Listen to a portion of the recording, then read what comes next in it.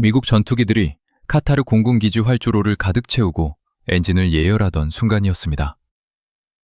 전 세계는 트럼프 대통령의 공격 명령만을 숨죽여 기다리고 있었습니다. 하지만 마지막 1초를 남겨두고 발사 버튼 대신 중단 명령이 떨어졌고, 이는 단순한 변덕이 아니라 테헤란의 순통을 더 고통스럽게 조이려는 치밀한 계산의 결과였습니다. 이란은 지금 1979년 혁명 이후 가장 위태로운 붕괴의 문턱에 서 있습니다. 거리에는 절규가 가득하고 경제는 이미 형체를 알아볼 수 없을 만큼 처참하게 무너졌습니다. 그런데 왜 미국은 이 절호의 기회에 폭격기를 돌려세웠는지, 그 이면에는 우리가 흔히 뉴스에서 보는 것보다 훨씬 더 잔혹하고 현실적인 지정학적 함정이 숨겨져 있습니다. 단순히 전쟁이 무서워서가 아닙니다. 무력보다 더 무서운 무기가 이미 이란 내부를 파고들었기 때문입니다. 오늘 우리는 트럼프의 이 낯선 인내심이 어떻게 이란 정권의 심장을 겨누고 있는지, 그리고 왜 지금 이란의 혼란이 전례 없는 최후의 카운트다운인지를 가장 냉철하고 깊숙한 시선으로 파헤쳐보겠습니다. 지금 이 순간 이란에서 벌어지는 일은 단순한 시위 그 이상입니다. 체제 자체가 안에서부터 썩어 문드러지는 소리입니다.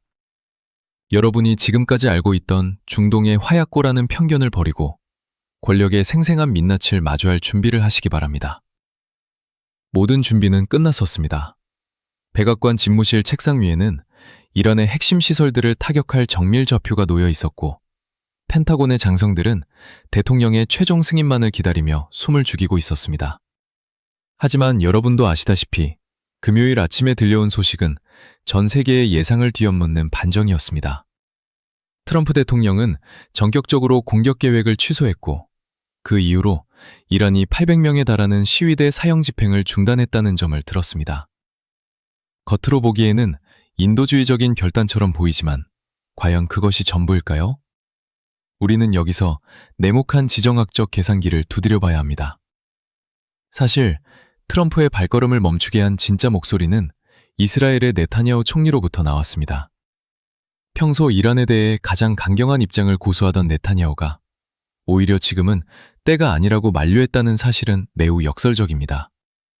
그는 왜 갑자기 등을 돌렸을까요? 이스라엘 정보국은 만약 미국이 지금 이란을 폭격한다면 거리로 쏟아져 나온 이란 국민들이 분노의 화살을 정권이 아닌 외부에죠, 즉 미국과 이스라엘로 돌릴 위험이 크다고 판단했습니다. 외부의 공격은 붕괴 직전의 독재 정권에게 오히려 민족주의라는 강력한 방패를 쥐어주는 꼴이 됩니다. 굶주림과 탄압에 신음하던 민중들이 갑자기 침략자에 맞서 정권과 손을 잡는 현상입니다. 트럼프는 이 함정을 간파했습니다. 그는 폭탄 한 발을 떨어뜨려 정권의 결속력을 다져주느니 차라리 이란이 스스로 안에서부터 타죽기를 기다리는 쪽을 선택한 것입니다. 게다가 당시 미군의 전력이 카리브해와 아시아 지역으로 분산되어 있어 중동 지역의 보복 공격을 방어하기에 충분치 않았다는 군사적 한계도 한몫했습니다. 결국 이번 호태는 나약함의 증거가 아닙니다. 상대를 가장 비참하게 무너뜨리는 방법은 총칼로 위협하는 것이 아니라 스스로 무너질 때까지 숨통을 천천히 조이는 것이라는 점을 트럼프는 잘 알고 있었습니다. 여러분은 이 결정을 어떻게 보십니까? 단순한 시간 벌기일까요? 아니면 이란 정권의 종말을 앞당기기 위한 고도의 심리전일까요? 이제 우리는 이란 정권이 그토록 감추고 싶어 했던 내부의 진짜 흉터들을 들여다봐야 합니다. 역사는 반복됩니다. 하지만 독재자를 몰아내는 것과 그 땅에 평화를 심는 것은 완전히 다른 차원의 이야기입니다.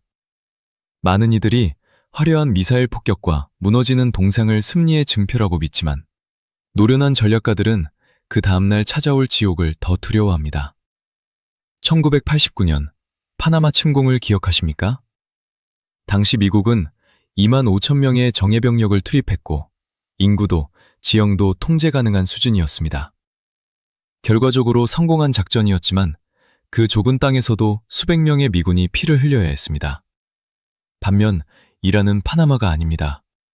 8,500만 명의 인구와 험준한 산악지형, 그리고 수십 년간 다져진 신권 통치 시스템은 공습 몇 번으로 해결될 수준이 결코 아닙니다. 미국이 가장 뼈아프게 기억하는 상처는 바로 이라크와 리비아, 그리고 시리아입니다. 사담 후세인을 제거한 자리에 무엇이 남았는지 우리는 똑똑히 보았습니다. 이슬람 국가라는 더 괴기스러운 괴물이 탄생했고 중동 전체가 거대한 화염에 휩싸였습니다. 리비아 역시 카다피가 사라진 후 무법천지가 되어 지금까지도 매전의 고통에서 벗어나지 못하고 있습니다. 정권 전복은 성공했을지 몰라도 그 대가는 수백만 명의 난민과 멈추지 않는 유혈 사태였습니다. 트럼프 대통령은 이 잔인한 교훈을 잊지 않았습니다. 정권을 무너뜨리는 것은 쉽지만 그 거대한 공백을 메우는 과정에서 발생할 천문학적인 비용과 병사들의 목숨을 감당할 의지가 지금 미국에게는 없습니다.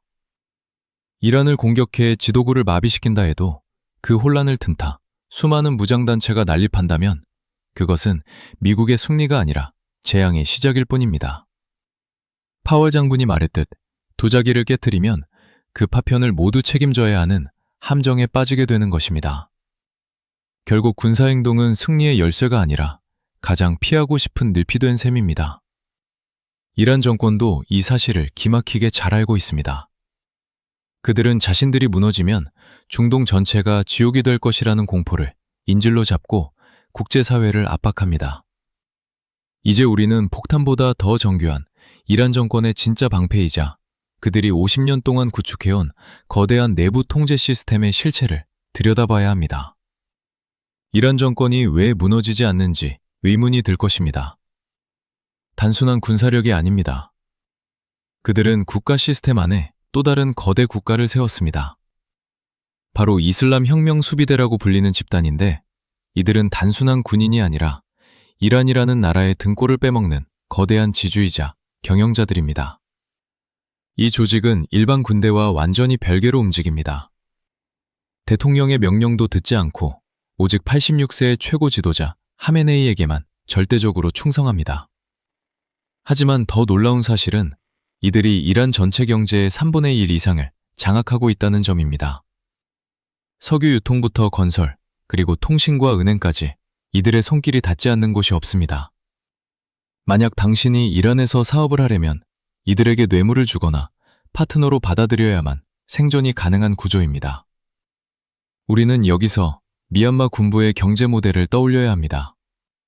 미얀마 군부가 국가 자원을 독점해 자신들만의 성을 쌓았듯 혁명 수비대 역시 국제 제재를 오히려 기회로 활용합니다. 제재로 인해 정상적인 무역이 막히면 이들이 장악한 밀수 경로와 암시장이 활성화되고 그 과정에서 발생하는 막대한 이익은 고스란히 이들의 주머니로 들어갑니다. 국민들이 굶주릴수록 이들의 지배력은 역설적으로 더 공고해지는 셈입니다. 여기에 수백만 명에 달하는 바시지 민병대라는 하부 조직이 거미줄처럼 얽혀 있습니다. 이들은 평소에는 평범한 이웃이나 직장 동료로 위장이 있다가 시위가 발생하면 오토바이를 타고 나타나 잔인하게 진압을 시작합니다. 이웃이 이웃을 감시하고 밀고 하는 이 철저한 공포 정치는 이란 사회를 안에서부터 갈갈이 찢어놓았습니다.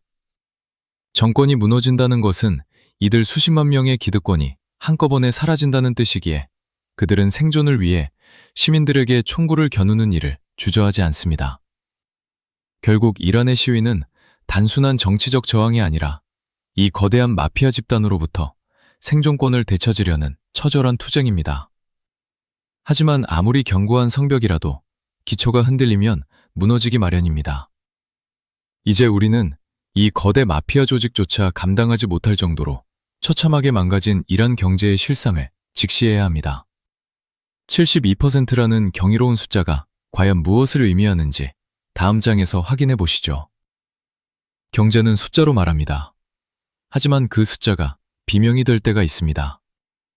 이란의 식료품 가격 상승률 72%라는 수치는 단순한 물가지표가 아니라 평범한 가정의 식탁이 해체되고 있다는 사형 선고와 같습니다. 이달 월급으로 고기 한 근을 사기 위해 온 가족이 며칠을 굶어야 하는 현실은 이제 이란에서 일상이 되어버렸습니다. 전력은 끊기고 수돗물에서는 독소가 검출되는데 물가는 미친 듯이 치솟는 지옥 같은 상황이 8천만 국민을 덮친 것입니다. 더 심각한 것은 기술의 퇴보와 산업의 공동화 현상입니다.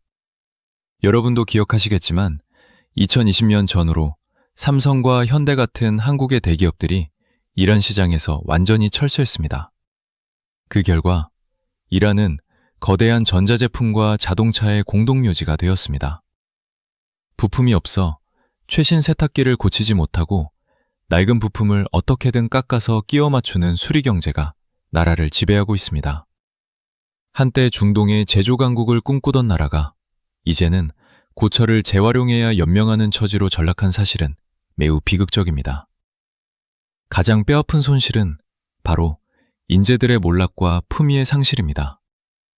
대학에서 공학 박사학위를 받은 엘리트들이 생계를 위해 불법 택시를 운전하거나 암시장에서 보따리상을 하며 하루하루를 버티고 있습니다. 지식이 가치를 잃고 오직 당장 입에 풀칠할 빵 한 조각이 우선순위가 된 사회에 무슨 미래가 있겠습니까? 한국이 과거 교육과 인재에 투자해 한강의 기적을 일궈냈다면 이란은 지금 그 국가적 자산인 인재들이 나라를 떠나거나 길거리에서 소모되고 있는 실정입니다. GDP 성장률이 5.3%에서 0.6%로 수직 낙하했다는 사실은 국가라는 엔진이 사실상 멈춰섰음을 의미합니다. 생산은 중단되었고 외화는 바닥났으며 국민들의 희망은 이제 정권을 향한 서늘한 증오로 변했습니다.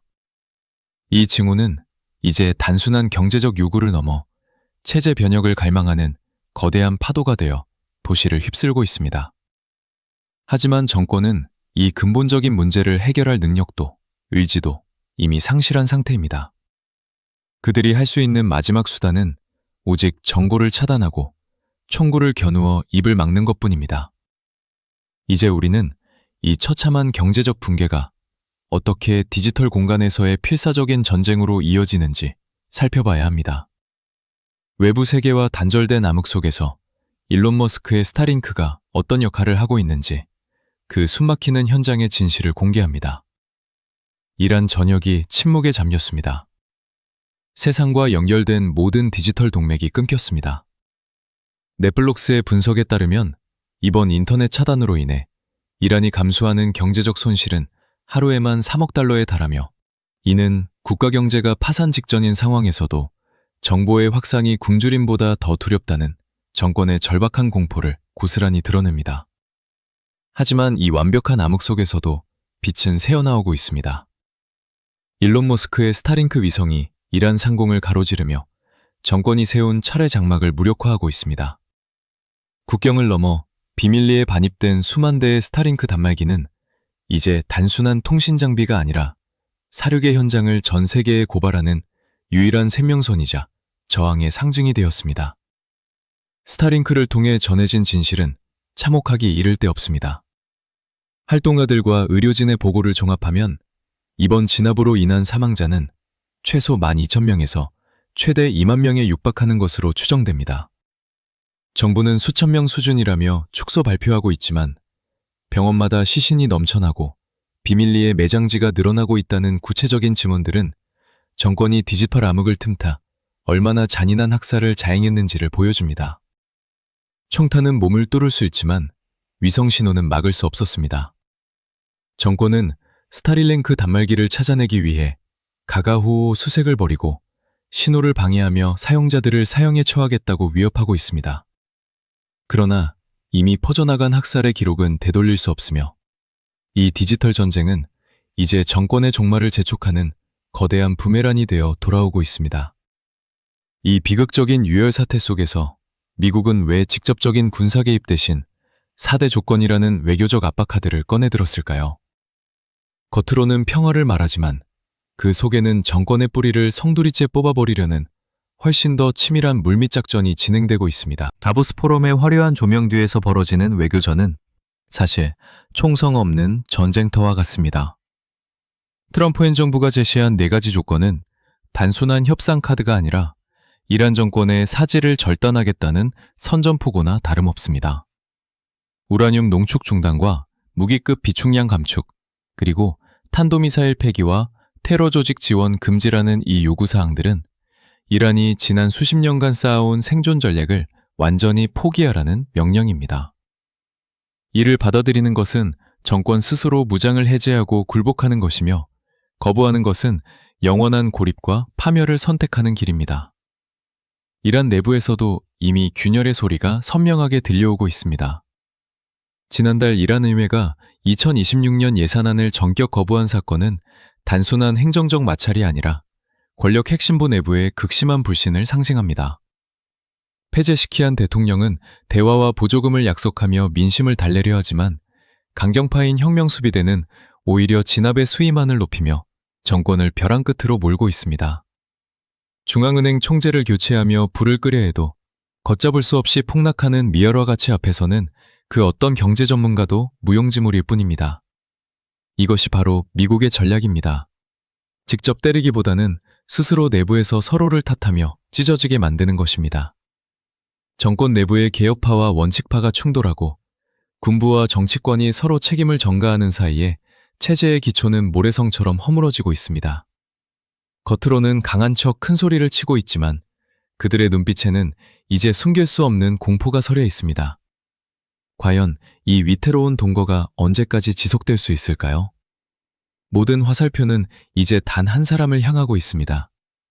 86세 노쇠한 지도자 알리 하메네이가 사라지는 그날, 이란은 과연 누구의 손에 맡겨질 것인지, 그 거대한 권력의 공백이 불러올 진짜 재앙에 대해 이제 이야기할 때가 되었습니다. 86세라는 나이는 단순히 고령을 의미하지 않습니다. 이는 이란 정권의 유효기한이 이미 끝났음을 알리는 가장 선명한 경고등입니다. 최고 지도자 하메네이가 이 세상을 떠나는 날, 이란을 지탱하던 50년 신권 통치의 기둥은 단 한순간에 무너져 내릴 것입니다. 절대적인 구심점이 사라진 권력의 정점에는 이제 탐욕스러운 짐승들의 포효만이 가득할 뿐입니다. 후계 구도는 안개 속에 가려져 있습니다. 하메네이는 자신의 아들 모즈타바에게 권력을 물려주려 하지만 이는 민중의 분노에 스스로 기름을 붓는 자살행위나 다름없습니다. 왕조 시대도 아닌 21세기에 벌어지는 세습 정치는 내부의 온건파조차 돌아서게 만들고 있으며 이는 결국 혁명 수비대와 성직자 집단 간의 잔혹한 권력 투쟁으로 이어질 수밖에 없습니다. 서로가 서로의 목을 노리는 이 아수라장에서 국가의 안위나 국민의 생명 따위는 안중에도 없을 것이 뻔합니다. 우리는 역사를 통해 독재자의 말로를 수없이 보아왔습니다.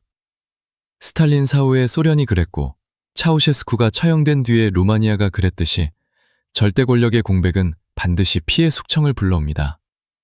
머리가 잘린 뱀은 제 몸통을 가누지 못하고 결국 스스로를 물어뜯으며 죽음에 이르게 되는 법입니다. 하메네이 이후에 대안이 전무한 지금의 이란은 거대한 블랙홀로 빨려 들어가는 난파선과 같습니다. 결국 시간은 이란 정권의 편이 아닙니다. 매일 아침 하메네이의 건강 상태를 확인하며 가슴을 졸이는 테헤란의 고위 관료들은 이미 알고 있을 것입니다.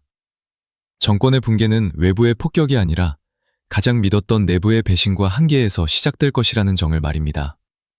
이제 이란은 단순한 정권 교체를 넘어 국가라는 존재 자체가 소멸할 수도 있는 대혼돈의 전야로 접어들고 있습니다. 결국 이란은 폭격으로 무너뜨릴 대상이 아닙니다. 이미 안에서부터 썩어 들어가는 거대한 거름더미와 같으며 미국은 그저 그 악취가 국경을 넘지 않도록 울타리를 치고 있을 뿐입니다. 외부의 공격이 오히려 독재의 수명을 늘려주는 비극적 역설을 고려할 때 지금 트럼프 대통령이 보여주는 이 서늘한 인내심은 어쩌면 가장 잔인하고도 확실한 결말을 향한 포석일지도 모릅니다. 이제 공은 이란 국민들에게 넘어갔습니다. 그들이 굶주림과 공포를 딛고 일어서서 스스로의 운명을 결정할 것인지, 아니면 무너지는 신권 통치의 파편 아래 함께 매몰될 것인지, 전 세계가 숨을 죽이고 지켜보고 있습니다.